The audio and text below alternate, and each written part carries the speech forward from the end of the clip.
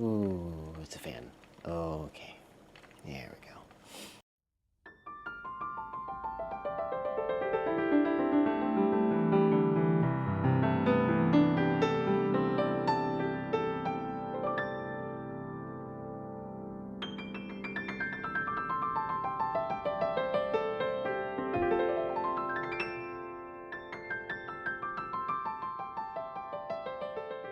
Welcome back to the end of week 2 for Tour De Fleece. Let's check in and see how things are going, and we'll introduce not one, but 2 wheels. All right, to start off, this week we've been having kind of a heat wave here, and I don't do well with the heat, and so I just been like melting into the couch at night and in the mornings really with a fan blowing on me, and I have been spinning. I've been spinning quite a bit actually, but I did bring out this wheel, which is, or was, my newest wheel. I kind of count the other one.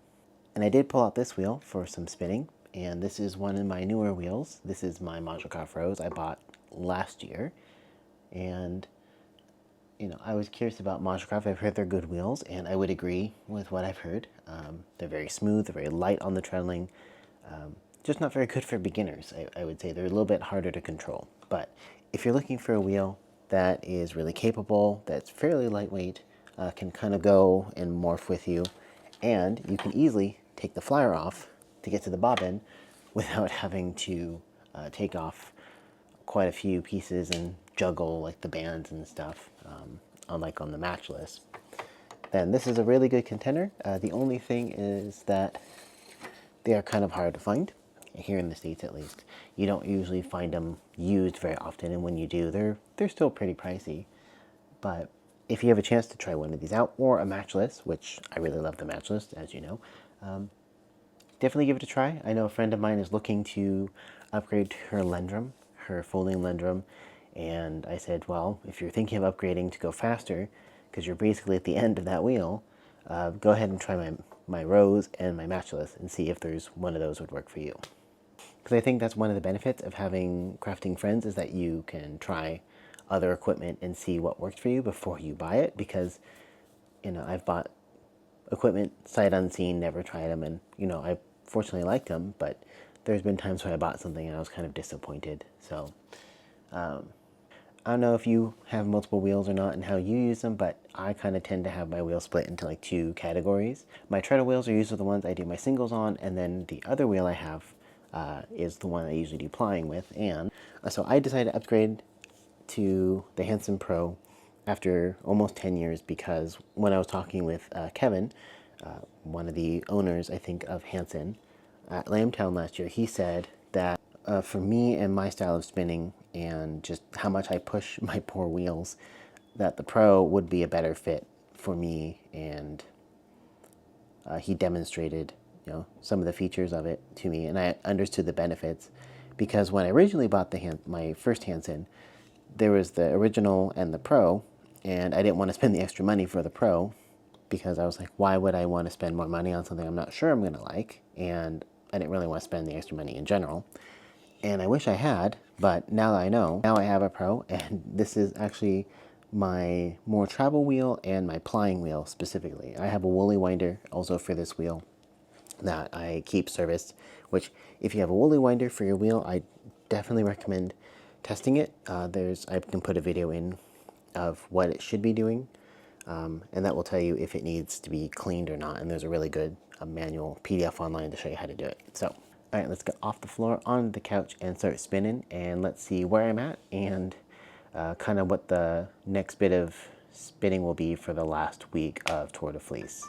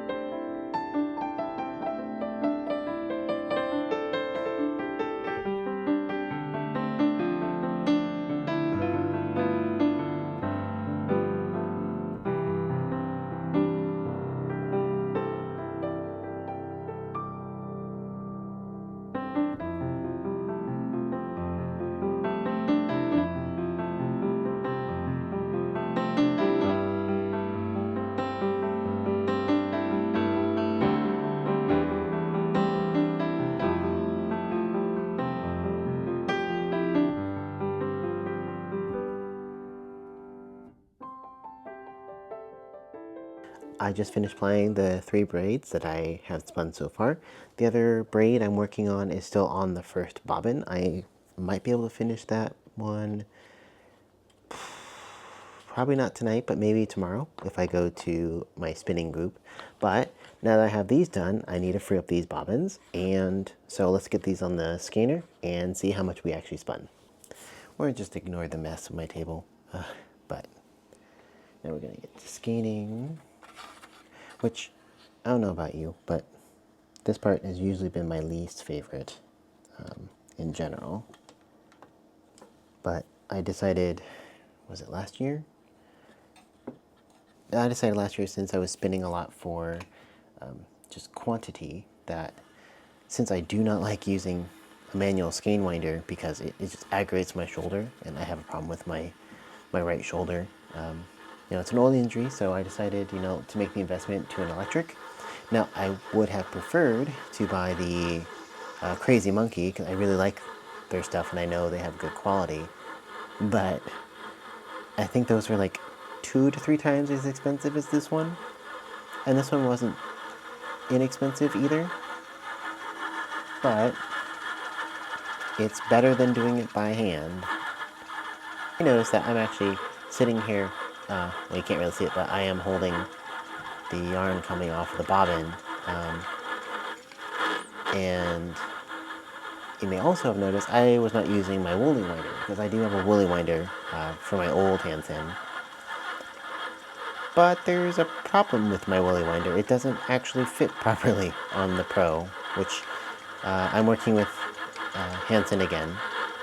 They've been very good about stuff. And so we're figuring out a solution to why my woolly winder has a weird clearance. So if I had to use the woolly winder, this process I could just let it run without me watching it basically as much and modulating the speed. But since I did not use the woolly winder, I just kind of got to sit here and baby this a little, which is fine. Let's see how many yards we got though.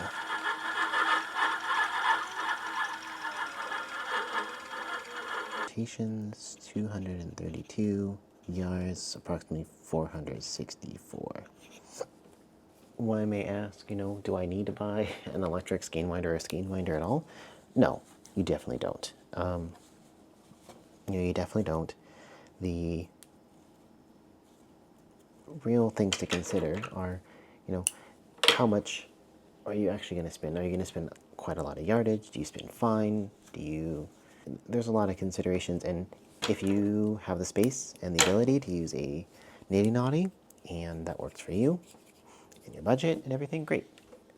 There's no problem there. But, if you're like me and have a slight issue with your shoulder and repetitive motion associated with winding skeins like this, and you spin really fine, and you have the funds, and you kind of have the space, then, having a skein winder like this, not necessarily electric, but a skein winder could be very beneficial.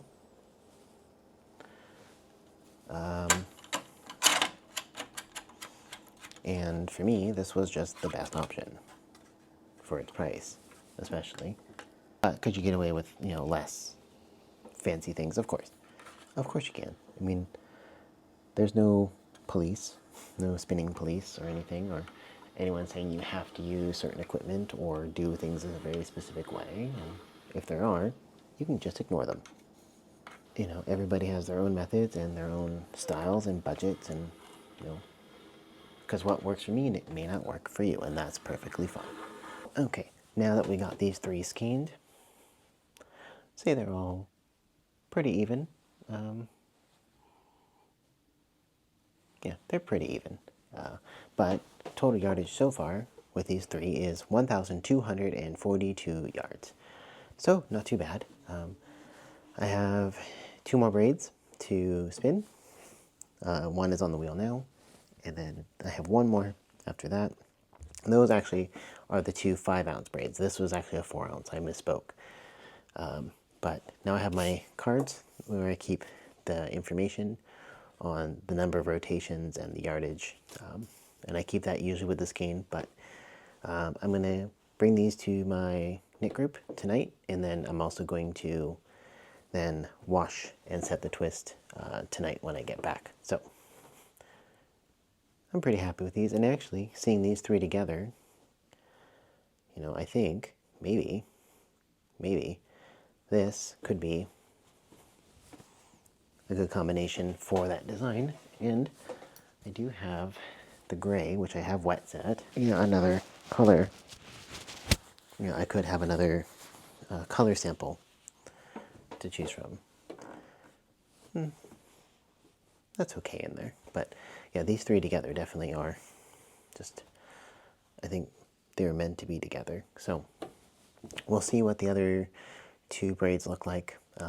Hopefully I'll be able to get at least one of those with the other Chongus skein that I have, and then I can make decisions and then spin up the rest of it and start doing some math and some sampling. But that is going to come after Tour de Fleece because we are spinning. But we shall see, because I won't have a lot of time tomorrow. Or I won't have a lot of time today doing any spinning because I don't bring my wheel to knit group because there's usually not enough room for a spinning wheel, even my electric. So I think we're going to bring a spindle and maybe some knitting, and then we'll get back to spinning when we get home. And we're going to ignore this for now. That's maybe a future video, but we'll see.